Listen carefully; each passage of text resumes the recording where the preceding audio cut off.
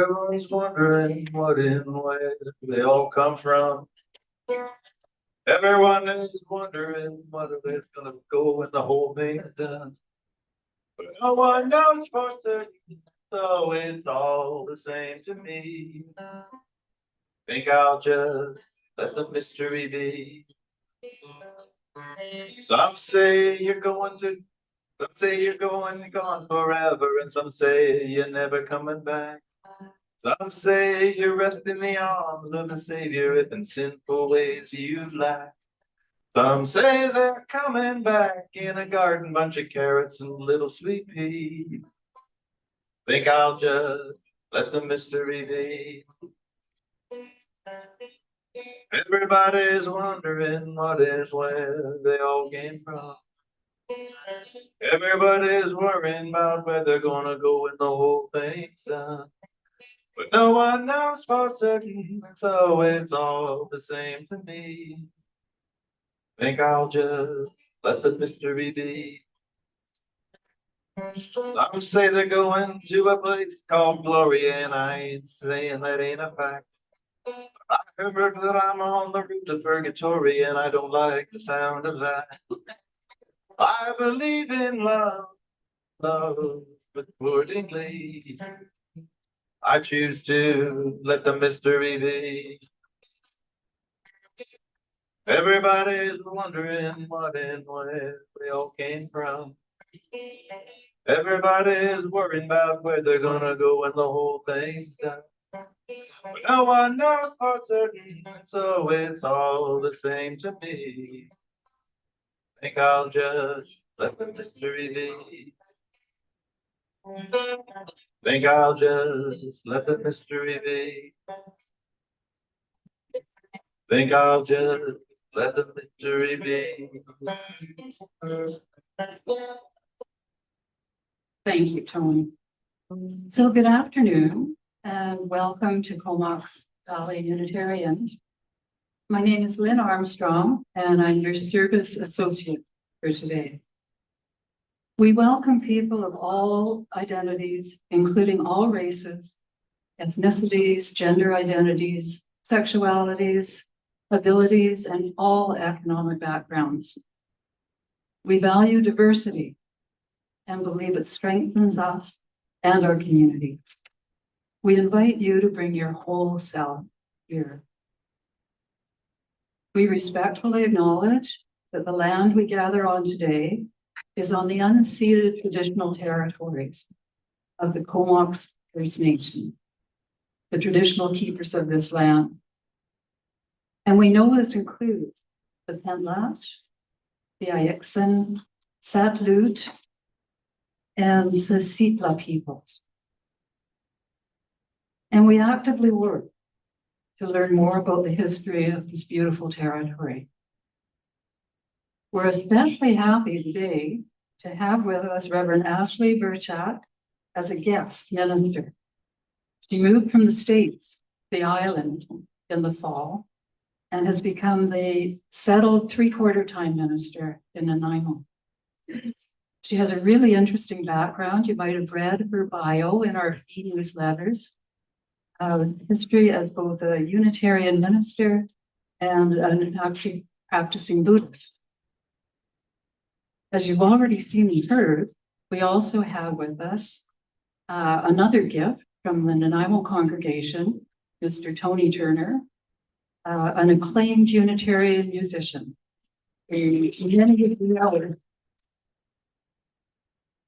So welcome, Tony, and welcome, Reverend Ashley.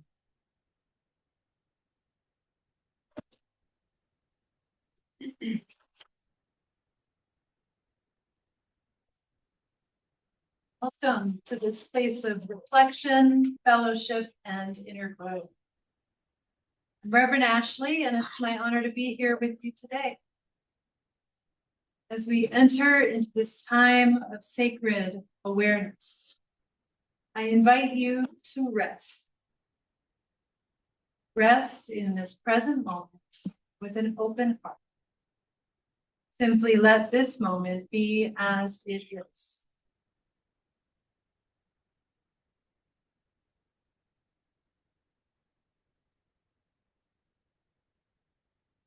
Our chalice lighting today comes to us from Sarah Eileen Mo.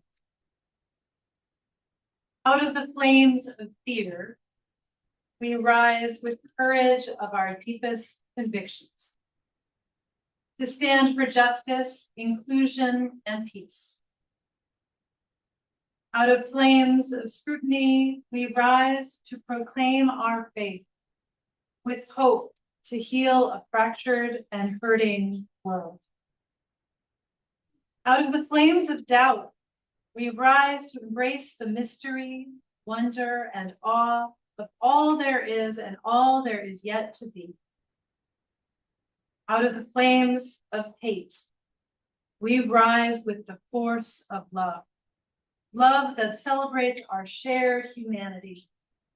Out of the flames we rise. And I propose that we sing each line, and you know this because it's simple, sing each line twice, all of us together in unison, and then go through at each line twice again, but you can pick the line that you like. Okay, so we'll get the melody for it. So.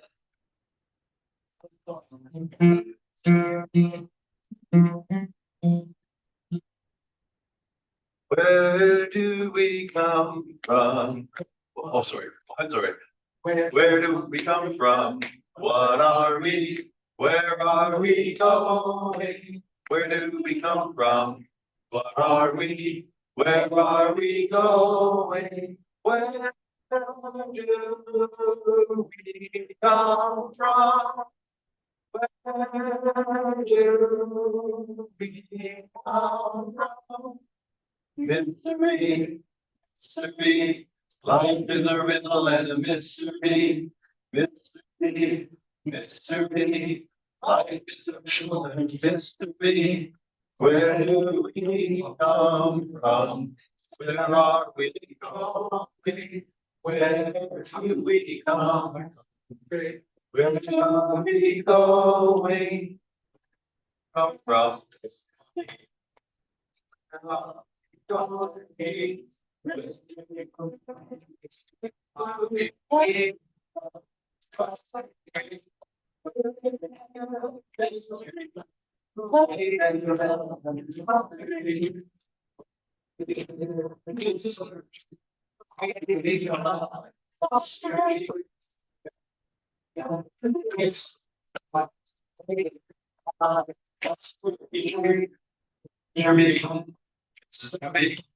Life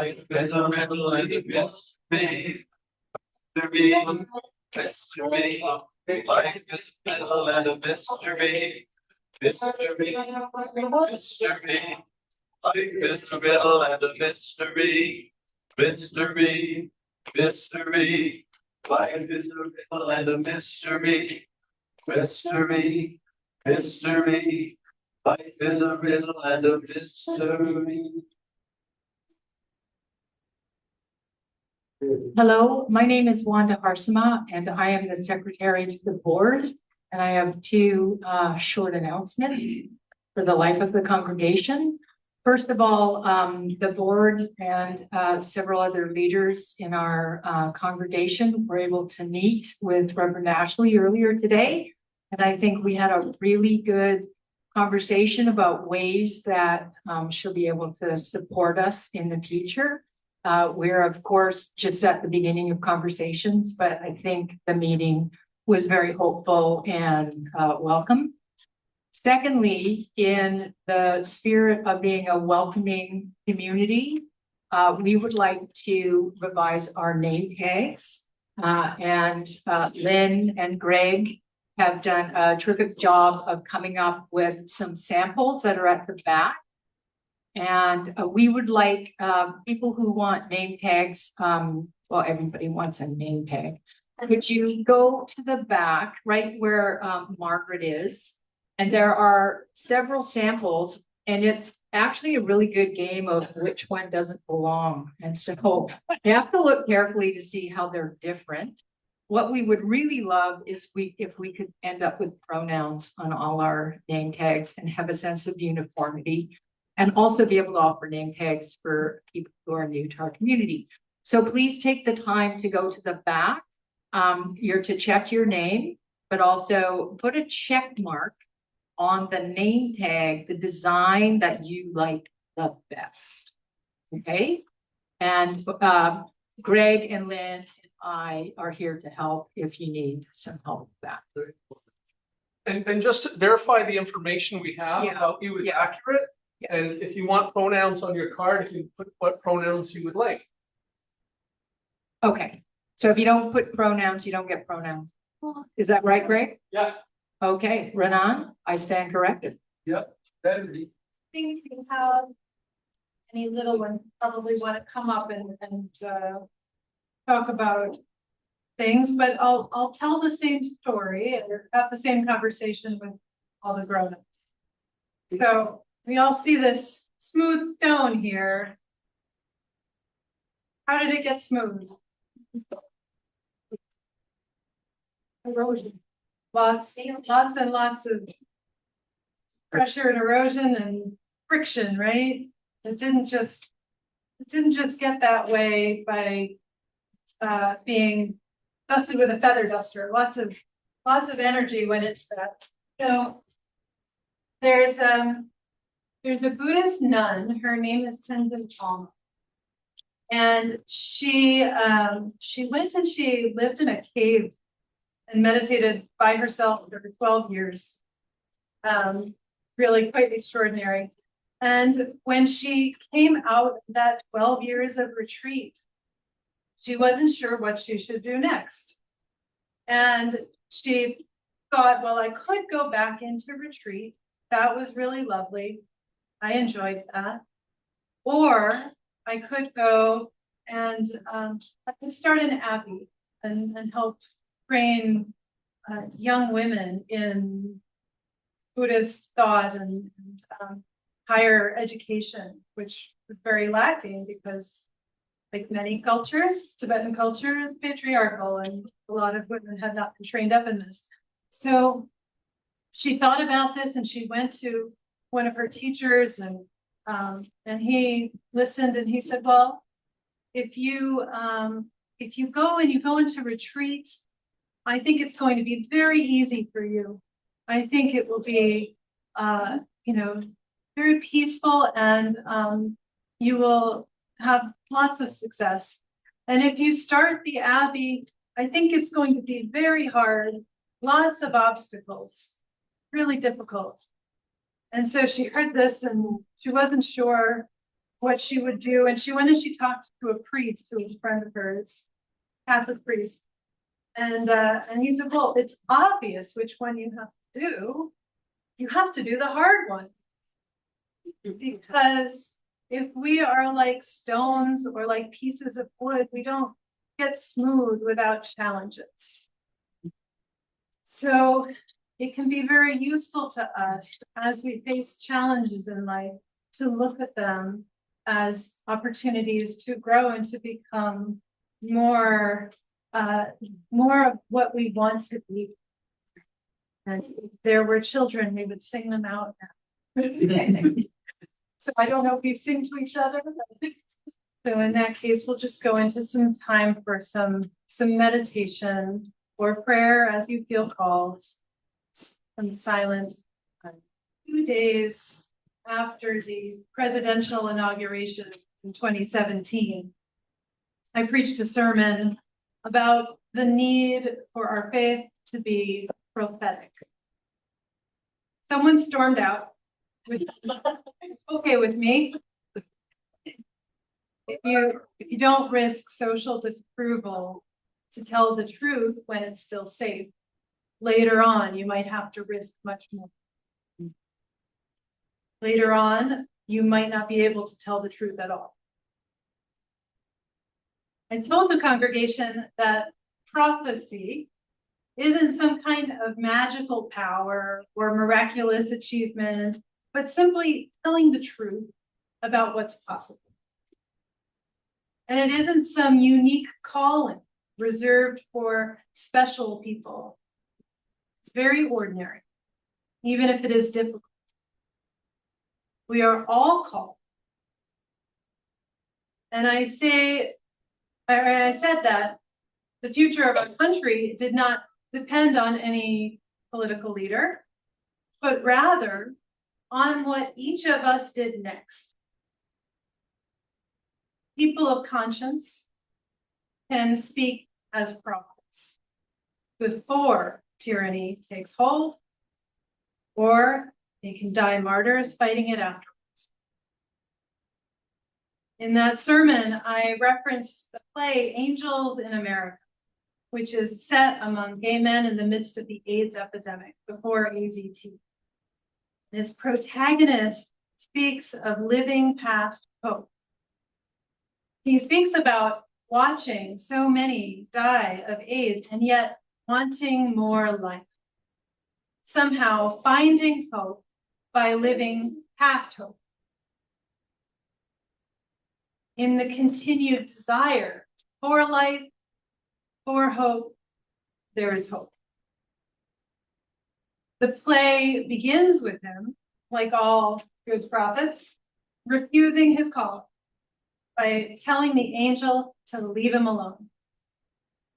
And it ends with him blessing the audience, or the world, with more life.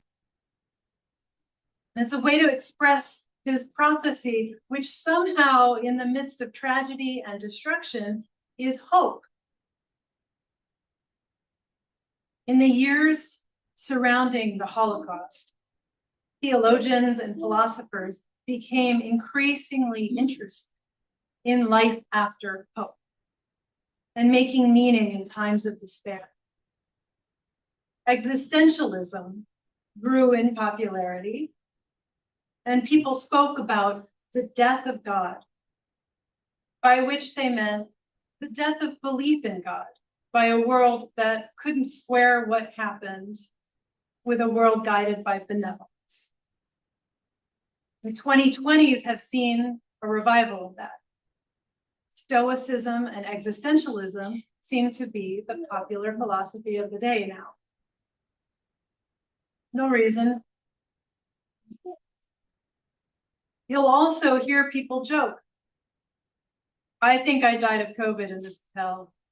Or I don't like this timeline. Imagining an escape into a whole new reality. Because in this timeline, we are living past hope. Colonialism has turned inward. Oppression has expanded. If global democracy is going to be established, if climate change is to be dealt with, it will be through efforts bigger than anything we've ever seen. It's too late now for many of the prophecies of destruction that good people were sounding for most of our lifetime. The purpose of those warnings was to prevent. They came out of hope that a tragedy could be avoided. And there's a lot that can't be prevented now. But that doesn't mean hope is dead. Now is the time that we turn to what some have called revolutionary optimism. All people of conscience are still called to be prophets, but not prophets of doom, prophets of hope. Hope even beyond. There's a saying in my Buddhist lineage, take all things onto the path. In other words, all the things that we think of as obstacles to peace and compassion and the so-called spiritual path are the path itself. It's not just our mountaintop moments and experiences of peace and serenity. It's the frustration and the challenges and even despair. We think things are good and bad and make up all kinds of stories, but ultimately, we choose the meaning of suffering in our lives. We don't choose the suffering, but we have the power to choose what it makes of us. If we are determined that we will use whatever happens, whether good or bad, any suffering, any harm to ourselves or others, to grow our capacity to love and our determination to take loving action in the world, then we give all things purpose. We honor the suffering of others and we make use of our own pain. Suffering, despair, anger, helplessness, horror, all of it becomes a path to greater love. And this is not easy, but it is the ultimate form of hope. Another world is possible, and we can't ever let that go. Ultimately, time will have the upper hand. History is a very long story, and no single moment in it will define the meaning of that story. We choose to believe that love will prevail and that our choices will be part of that victory. But hope beyond hope is an inoculation against despair, no matter what the circumstances. We decide what our purpose is in this world. And if our purpose is to bring more love into the world and to relieve suffering, even the worst can only break our hearts open. Every terrible thing we witness and experience is the spark of transformation. Our own suffering deepens our compassion for others, and the suffering of others challenges us to extend our care beyond the borders of what we thought was possible. There's no evil greater than our capacity to love. When we see a father carry his children in pieces, more love. When we see people brutalized, more love. When the most aggressively stupid people, seemingly lacking in any extraordinary qualities beyond sadism, have so much power and so little apparent humanity to empathize with, more love. They're victims, of course, but also for them, they live in a prison of their own making. All of it can be the seed of more love.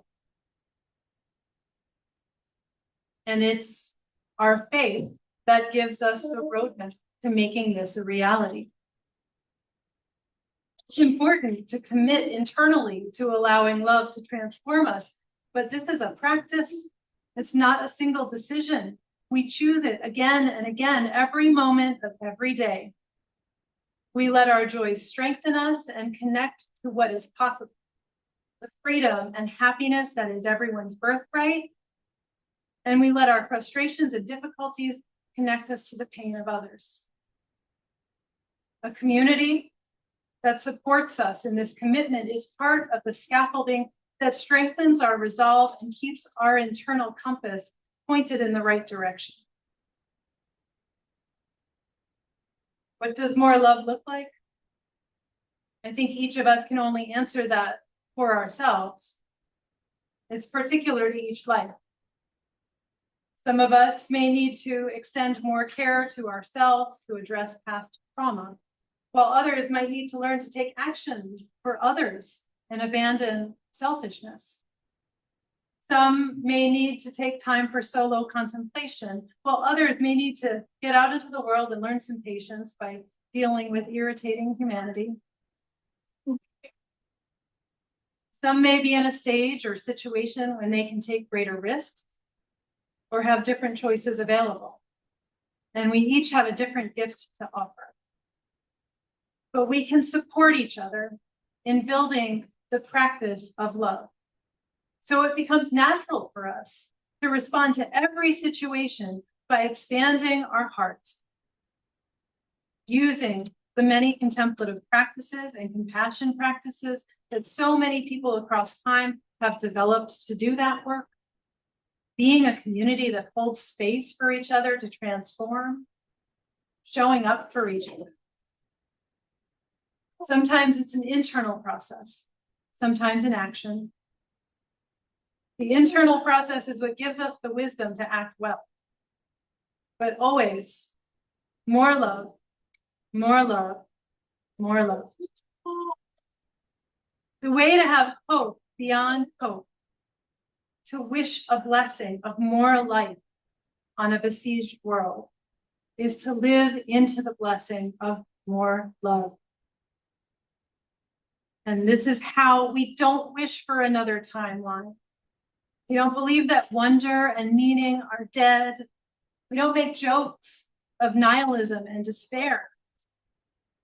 This is how revolutionary optimism takes root. More life, more hope, more love. May it be so. Joy that I had, the world didn't give it to me. Joy that I had, the world didn't give it to me. Joy that I had, the world didn't give it to me. The world didn't give it, the world didn't take it away. The strength that I had didn't give it to me. Strength that I had, the world didn't give it to me. Strength that I had, the world didn't give it to me. The world didn't give it, the world can't take it away. Love that I had, the world didn't give it to me. This love that I had, the world didn't. Contributions to this community. As the baskets are passed around, please donate as generously as you are able. Designated contributions in an envelope with your name will count towards your charitable donations, and you can specify the distribution of your gifts. Any unspecified cash donations go towards our Transforming Our World recipient, which this year is First Voices, the Kwakwa language learning program that some of our members are studying. We encourage you to set up regular monthly donations to support our future planning. E-transfers and any questions may be sent to our treasurer, Mike Gladman, at treasurer.cvuf.ca. Thank you for your generosity.